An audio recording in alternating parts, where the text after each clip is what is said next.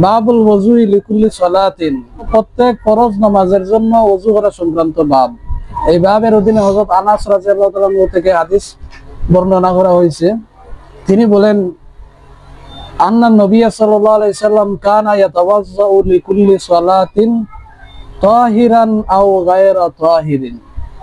রাসূল সাল্লাল্লাহু আলাইহি সাল্লাম তাহারতবিহীন হালতে জবাবে প্রত্যেক ফরজ নামাজের জন্য নতুন করে ওযু করতেন। ঠিক তেমনি ভাবে তাহারতের হালতেও রাসূল সাল্লাল্লাহু আলাইহি সাল্লাম প্রত্যেক ফরজ নামাজের জন্য নতুন করে ওযু করতেন। কথা বুঝাইছে তো। হাদিসের রাবি হযরত হুমায়দ আলাইহির রহমা বলেন, আমি আনাস রাদিয়াল্লাহু তাআলা আনহুকে জিজ্ঞেস করলাম, ফাকাইফা কুনতুম তাসনাউনা আনতুম, আপনি রাসূল সাল্লাল্লাহু আলাইহি সাল্লামের আমল বর্ণনা করলেন, তবে আপনারা যে সাহাবায়ে কেরাম আছেন, আপনারা সাহাবায়ে কেরামের আমল কেমন ছিল? কথা বুঝাইছে। আপনারাও কি প্রত্যেক ফরজ নামাজের জন্য নতুন করে ওযু করতেন? কালা, হযরত আনাস রাদিয়াল্লাহু তাআলা আনহু তখন বললেন যে, কুননা নাতাওয়াজ্জাউ ওযুআন ওয়াহিদান, আমরা একবারই ওযু করতাম, আর এই ওযু যতক্ষণ পর্যন্ত বহাল থাকতো ততক্ষণ পর্যন্ত নামাজ পড়তেই থাকতাম। ওযু ভঙ্গ হইলে তখন নতুন করে ওযু করতাম, এছাড়া ওযু ভঙ্গ না হইলে নতুন করে ওযু করতাম না। কথা বুঝাইছে। আচ্ছা, এরপরে বাপ দেখো, বাবু মাজা আন্নাহু ইউসাল্লি সালাওয়াত বিওযুইন ওয়াহিদিন, এক ওযু দিয়ে একাধিক নামাজ পড়া সংক্রান্ত বাব। এই বাবের অধীনে হযরত বুরায়দা রাদিয়াল্লাহু তাআলা আনহু থেকে হাদিস উল্লেখ করা হয়েছে। তিনি বলেন, কানা নবী সাল্লাল্লাহু আলাইহি সাল্লাম ইয়াতাওয়াজ্জাউ লিকুল্লি সালাতিন, রাসূল সাল্লাল্লাহু আলাইহি সাল্লাম প্রত্যেক ফরজ নামাজের জন্য নতুন করে ওযু করতেন। ফালাম্মা কানা আমুল ফাতহি, ফতহ মক্কার সময়, সাল্লাস সালাওয়াতি কুল্লাহা বিওযুইন ওয়াহিদিন, রাসূল সাল্লাল্লাহু আলাইহি সাল্লাম এক ওযু দিয়ে অনেকগুলো নামাজ পড়লেন। অর্থাৎ মক্কা যখন বিজয় হলো তখন গোটা মক্কার মানুষ মুসলমান হইল। তো এই নব মুসলিমদেরকে রাসূল সাল্লাল্লাহু আলাইহি সাল্লাম ইসলামের তালিম দেওয়ার জন্য একবার সবার সামনে ফজরের নামাজের আগে একবার ওযু করলেন, আর এই ওযু দিয়া ফজর, জোহর, আসর, মাগরিব, এশা 5 ওয়াক্ত নামাজ পড়লেন। কথা বুঝাইছে। তো এটা ছিল রাসূল সাল্লাল্লাহু আলাইহি সাল্লামের আদতের খেলাফ। রাসূল সাল্লাল্লাহু আলাইহি সাল্লামের আদত ছিল উনি সর্বদা প্রত্যেক ফরজ নামাজের জন্য ওযু করতেন। আর এখানে রাসূল সাল্লাল্লাহু আলাইহি ওয়াসাল্লাম ফতহ মক্কার দিন এক ওযু দিয়ে 5 ওয়াক্ত নামাজ পড়ে ফেলছেন। কথা বুঝছো? এটা আশ্চর্যের বিষয় হওয়ার কারণে ফাকালা ওমর, হযরত ওমর রাদিয়াল্লাহু তাআলা রাসূল সাল্লাল্লাহু আলাইহি সাল্লামকে বললেন, ইন্নাকা ফাআলতা শাইআন লাম তাকুন ফাআলতাহু, ইয়া রাসূলুল্লাহ, আপনি আজকে এমন এক কাজ করলেন যা ইতিপূর্বে কখনো করেন নাই। কথা বুঝছো? কালা আমাদান ফাআলতুহু, তখন রাসূল সাল্লাল্লাহু আলাইহি সাল্লাম উত্তরে বললেন, হে ওমর, আমি ইচ্ছাকৃতভাবে এই কাজটা করছি। কথা বুঝাইছি।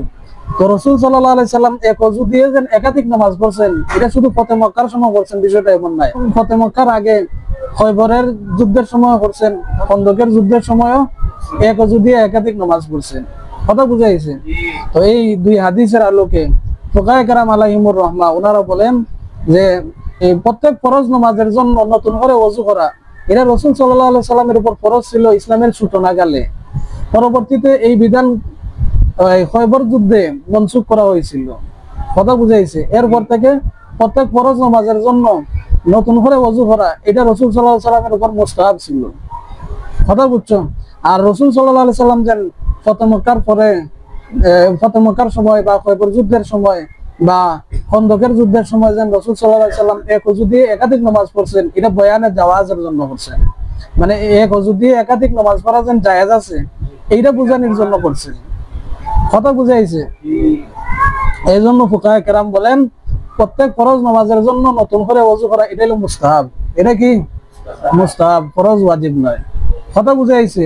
আচ্ছা, এরপরে আসো, বাবুন ফি ওযুইর রাজুলি ওয়াল মারআতি মিন ইনাইন ওয়াহিদিন, এক পাত্র থেকে পানি নিয়ে পুরুষ এবং মহিলা ওযু করা সংক্রান্ত বাব। কথা বুঝছো? তো এই বাবের অধীনে হযরত মাইমুনা রাদিয়াল্লাহু তাআলা আনহা থেকে হাদিস বর্ণনা করা হয়েছে। তিনি বলেন, কুনতু আগতাসিলু আনা ওয়া রাসূলুল্লাহ সাল্লাল্লাহু আলাইহি সাল্লাম মিন ইনাইন ওয়াহিদিন মিনাল জানাবতি, আমি এবং রাসূল সাল্লাল্লাহু আলাইহি সাল্লাম একসাথে কোনো এক পাত্র থেকে পানি নিয়ে জানাবতের গোসল করছি। কথা বুঝাইছে। তো এই হাদিসের আলোকে ফুকাহায়ে কেরাম আলাইহিমুর রাহমা ওনারা বলেন এই স্বামী স্ত্রী এমনি ভাবে মাহরাম পুরুষ এবং মহিলা ওনারা কোনো পাত্র থেকে একসাথে পানি নিয়ে গোসল করা বা ওযু করা জায়েজ আছে, বেলা কেরাহত জায়েজ আছে। এরপরের বাবে দেখুন বাবু কেরাহিয়াতি ফজলি তুহুরিল মারআতি, মহিলার অবশিষ্ট পানি দিয়ে তাহারত হাসিল করা মাকরুহ সংক্রান্ত বাব। কথা বুঝছো? এই বাবের অধীনে হযরত হাকাম ইবনে আমর আল গাফারি রাদিয়াল্লাহু তাআলা থেকে হাদিস উল্লেখ করা হয়েছে। তিনি বলেন নাহা রাসূলুল্লাহ সাল্লাল্লাহু আলাইহি সাল্লাম আন ফজলি তুহুরিল মারআতি, রাসূল সাল্লাল্লাহু আলাইহি সাল্লাম মহিলার অবশিষ্ট পানি দিয়ে তাহারত হাসিল করতে নিষেধ করেছেন। অর্থাৎ যদি মহিলা কোনো পাত্র থেকে পানি নেয়া তাহারত হাসিল করে, তাহলে এই পাত্রে অবশিষ্ট থাকা পানি দিয়ে পুরুষের জন্য তাহারত হাসিল করতে রাসূল সাল্লাল্লাহু আলাইহি সাল্লাম নিষেধ করেছেন। কথা বুঝছো? আচ্ছা, এরপরে বাব দেখো বাবুর রুখসাতি ফি যালিকা, মহিলার অবশিষ্ট পানি দিয়ে তাহারত হাসিল করার অনুমতি সংক্রান্ত বাব। কথা বুঝছো? আচ্ছা, এই বাবের অধীনে হযরত ইবনে আব্বাস রাদিয়াল্লাহু তাআলা থেকে হাদিস বর্ণনা করা হয়েছে। তিনি বলেন যে ইগতাসালা বাযু আজওয়াজিন নবী সাল্লাল্লাহু আলাইহি সাল্লাম ফি জাফনাতিন, এখানে রাসূলুল্লাহ সাল্লাল্লাহু আলাইহি সাল্লামের স্ত্রী দ্বারা উদ্দেশ্য হলেন হযরত মাইমুনা রাদিয়াল্লাহু তাআলা আনহা। কথা বুঝছো? তো হযরত মাইমুনা রাদিয়াল্লাহু তাআলা আনহা কোন এক গামলা থেকে পানি নিয়ে গোসল করলেন। কথা বুঝছো? ফারাদ রাসূলুল্লাহ সাল্লাল্লাহু আলাইহি সাল্লাম আইয়াতাওয়াজ্জা মিনহু, পরবর্তীতে রাসূল সাল্লাল্লাহু আলাইহি সাল্লাম ওই গামলা থেকে পানি নিয়ে ওযু করার ইচ্ছা পোষণ করলেন। কথা বুঝছো? তো ফাকালাত, হযরত মাইমুনা রাদিয়াল্লাহু তাআলা আনহা বললেন ইয়া রাসূলুল্লাহ, হে আল্লাহর রাসূল, ইন্নী কুনতু জুনুবান, হে আল্লাহর রাসূল আমি তো জুনুবী ছিলাম, আর এই গামলা থেকে পানি নিয়ে জানাবতের গোসল করছিলাম। কথা বুঝাইছে? অতএব এখন আপনি এই পাত্র থেকে পানি নিয়ে কিভাবে ওযু করবেন? কথা বুঝছো? তখন ইন্নাল মা'a লা ইউজনিবু, আবার ইন্নাল মা'a লা ইয়াজনুবু পড়া যাবে, কারুমা ইয়াকরুমু, এর ওজন হলো ইয়াজনুবু, আর আজনাবা ইউজনিবুর ওজনে ইন্নাল মা'a লা ইউজনিবু। রাসূল সাল্লাল্লাহু আলাইহি সাল্লাম বললেন পানি জুনুবি হয় না। কথা বুঝছো? তো এই হাদিস দ্বারা বোঝা গেল মহিলা কোন পাত্র থেকে পানি নিয়ে তাহারত হাসিল করলে এই পাত্রে অবশিষ্ট থাকা পানি দিয়ে পুরুষের জন্য তাহারত হাসিল করা বৈধ আছে। কথা বুঝছো? তো এই দুই হাদিসের আলোকে ফুকাহায়ে কেরাম আলাইহিমুর রহমার মধ্যে মতানৈক্য দেখা দিছে। তো ইমাম আহমদ ইবনে হাম্বল আলাইহির রহমা উনি বলেন মহিলা কোন পাত্র থেকে পানি নিয়ে তাহারত হাসিল করার পরে ওই পাত্রের অবশিষ্ট পানি দিয়ে তার স্বামীর জন্য বা তার মাহরাম পুরুষের জন্য তাহারত হাসিল করা হইল মাকরুহে তাহরিমি। ওনার দলিল হইল হযরত হাকাম ইবনে আমর আল গাফারি রাদিয়াল্লাহু তাআলা নূর বর্ণিত হাদিস। আচ্ছা, বাকি যে ইমাম আবু হানিফা, ইমাম মালিক এবং ইমাম শাফিঈ রাহিমাহুমুল্লাহ, ওনাদের মত হইল মহিলা কোন পাত্র থেকে পানি নিয়ে তাহারত হাসিল করলে এই পাত্রে থাকা অবশিষ্ট পানি দিয়ে তার স্বামী বা তার মাহরাম কোন পুরুষ তাহারত হাসিল করা বেলা কেরাহত জায়েজ আছে। তাহারত হাসিল করা বেলা কেরাহত কি আছে? জায়েজ আছে। ওনাদের দলিল হযরত ইবনে আব্বাস রাদিয়াল্লাহু তাআলার হাদিস। কথা বুঝাইছে?